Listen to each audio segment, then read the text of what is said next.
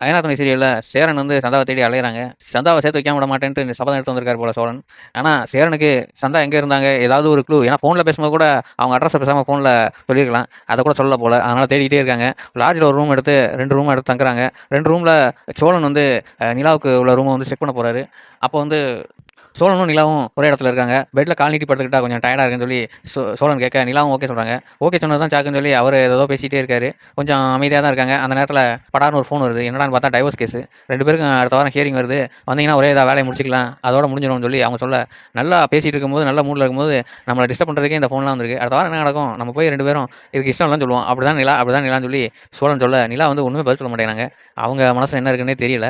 ஒரு நிமிஷம் சோழன் வந்து யோசிக்காரு, என்ன நிலா மாற்றி பேசிடுவாங்களோ அப்படின்ட்டு. அந்த டைமில் இதான் சாக்குன்னு சொல்லி கரண்ட் போகுது. நிலாவை கட்டிப்பிடிக்கிறாரு. எனக்கு பயம் இருட்டுனா அப்படி இப்படிங்காரு. டார்ச் லைட் ஆன் பண்ணிடுறாங்க. நிலா இதான் லைட் வந்துருச்சுல விடுங்க அங்கிட்டு போங்க அப்படின்னு சொல்லி இது பண்ணி வர்றாரு. அவர் வேணும்னே இதெல்லாம் பண்ணுறாரு அப்படின்னு சொல்லி யாரெல்லாம் நினைக்கிறீங்களோ அவங்க கமெண்ட் பண்ணுங்க. தேங்க்யூ.